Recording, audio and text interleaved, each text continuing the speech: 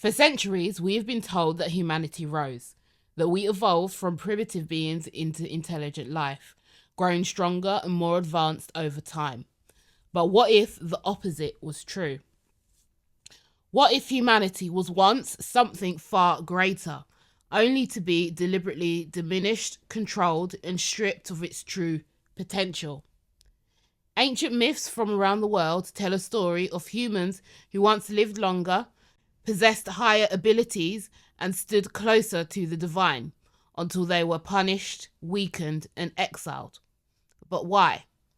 Science tells us that evolution is progress, but human DNA contains deactivated sequences or advanced abilities that we should have, but we don't. Why? Religion tells us that we were created by a perfect God, but we were designed to suffer, age, and die. And the reason they give is because we're all sinners. But do you really believe that? Really? The truth is that religious, mythological, and scientific theories all hold pieces of the truth, but never the full picture. This video is about how humanity was deliberately diminished, deliberately engineered to forget, and what we can do to reclaim what was lost. For as long as humans have told stories, we have tried to understand our origins. From the ancient tales of Mesopotamia to the scriptures of Abrahamic faiths, nearly every civilization has passed down a version of how the world began and how humanity came to exist. When examined closely, these narratives reveal a pattern, one that suggests that the stories we have been told are not only incomplete, but possibly inverted. What if humanity did not evolve from primitive beings into intelligent Homo sapiens, but instead began as something far greater, only to be deliberately diminished and constrained? Now, there are so many creation stories out there, but for the sake of this argument, I'm going to look at the biblical Genesis, the Sumerian Enuma Elish, and the Gnostic Apocryphon of John. The Genesis creation story describes an all-powerful deity who forms the first man from dust of the earth and breathes life into him. Shortly after, woman is created, and together they live in paradise, until they disobey God by eating from the tree of knowledge. And, as you know, humanity were punished and expelled from the Garden of Eden and sentenced to lives of suffering and inevitable death. The Sumerian Enuma Elish speaks about gods who shaped humanity to serve them. These gods were called the Anunnaki, and they needed laborers, so they created humans by mixing their own DNA with earthly hominoid DNA. In their mythology, the first humans, the Adamu, were engineered to be obedient workers. However, the human race multiplied quickly, which annoyed the Anunnaki gods. Annoyingly, the human race also survived despite many efforts to eradicate them because of the god Enki, who had a fondness for the human race, and he blessed them with higher knowledge. So, as punishment for surviving, the Anunnaki gods had humanity's lifespans reduced. They were subjected to floods, plagues, and other disasters in an effort to limit their intelligence. Then we have the Gnostic creation story, the apocalypse of Adam, that tells us that the material world was not created by a supreme benevolent God, but by a false ignorant creator called the demiurge. And true reality exists beyond physical reality, and the human spirit belongs to this higher reality. However, through trickery, deception, and excessive desire, the human spirit was cast into a prison of flesh by the demiurge and forced to live lives of slavery and servitude. Across all of these accounts, one theme is consistent. Human bodies were made by external forces, and their potential was either controlled or actively diminished And there is always an unspoken implication that human potential must be limited.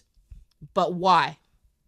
If we come away from the spiritual and the religious ideas, we have science that tells us that humans evolved over millions of years from a common ancestor shared with chimpanzees. But what if humanity didn't evolve, but devolved?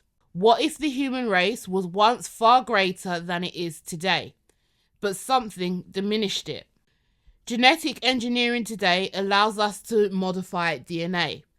We can enhance certain traits and suppress others. The Anunnaki gods, who, according to the Sumerians, possess much more knowledge than we do, could have manipulated early hominoids by splicing their own DNA into early humans' DNA to grant intelligence, self-awareness, and adaptability, alter key genetic markers to limit lifespan, physical strength, or cognitive function, shut off or restrict abilities, much like how modern humans have inactive genes that, if triggered, could enhance physical or mental performance. Human DNA does contain deactivated genetic sequences, which are basically capabilities we should have but cannot access. This aligns with the idea that humans were once far greater than they are today, not only in intelligence and strength, but in spiritual awareness and connection to higher dimensions. I think that these genetic modifications that the Anunnaki carried out did not just affect our physical bodies, they affected consciousness itself. Moving over to the Gnostics, their mythology tells us that the spirit of humanity originally belongs to a realm that was beyond time and space. In the Apocryphon of John, Christ tells us that humanity comes from the invisible spirit, of whom it is not right to think of him as a god or something familiar, for he is more than God, since there is nothing above him. And he, the demiurge, created a world according to the pattern of the incorruptible realms, but he did it imperfectly because he lacked the knowledge of the fullness.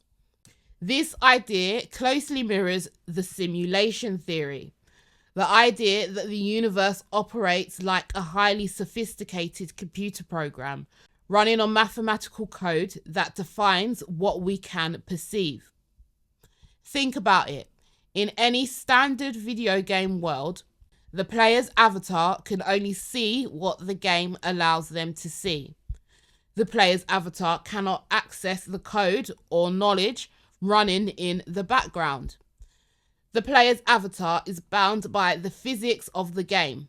The game has a programmer or an original creator, and any attempt the player's avatar makes to go outside the game's programmed boundaries results in an error or a forced reset.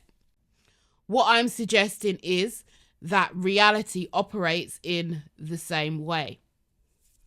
So, if the Gnostic demiurge and his archons are the programmers of this Earth simulation, then who programmed them? It's the age-old question. If God created the world, then who created God? And the answer is this. Patterns repeat across all levels of existence. Just as humans create digital worlds where we are the main characters interacting with side characters and NPCs, something is experiencing life through us. We are all the main characters of our own stories. However, some people in the real world are so asleep they are practically indistinguishable from the NPCs in games. Higher beings, called aeons, created realities with subordinate gods like the demiurge. From the very highest perspective, the demiurge is a projection of consciousness exploring separation from source. The programmers of the demiurge are the aspects of the God source, or the One, who chose to fragment itself into an illusion of separation. so that it can learn and rediscover unity through free will. This does not mean that the immense power and deception of the demiurge and the archons are not real external forces who actively suppress humanity and cause real suffering. New Age spirituality especially implies that you are weak for being deceived and that we should all be sitting on a mountaintop singing Kumbaya, when actually the reverse is true. You are not weak, you are powerful enough to be targeted. So, back to my original question. Is the creation story inverted? Yes. Humanity didn't fall. They were suppressed and forced into devolution. We were not primates who gradually became intelligent. Humanity started as something far greater and far more advanced, physically, mentally, and spiritually. In my opinion, and remember, an opinion is not a fact, do your own research and make your own conclusions, I think the mainstream evolution narrative is incomplete. Not because evolution itself is false, but because it only tells the story of what happened after humanity was reduced. But what if we could reverse the fall? This is a designed reality, and every design has loopholes. But how do we exploit these loopholes? How do we break free? The first step is recognizing how the simulation maintains control. And as I'm sure you know, it does that through fear and forcing us into survival mode, emotional harvesting, and false duality and the illusion of right and wrong. Expanding consciousness beyond the limits of our biology and of our physical reality is so important. Without it, we remain locked in a narrow 5 sense projection where we can be easily controlled and easily manipulated. The truth is, you were not created. There are no demons, no demiurge, no Anunnaki. There is no evolutionary process, and there was no biblical fall. Only a fractured consciousness focused into a narrow bandwidth of reality. The demiurge's system can only influence what you perceive. It can't control who you are. When you shift your vibration beyond limitation, the illusion disappears and you experience reality as it truly is. Flexible, infinite, and entirely within your power to change. Thanks for listening.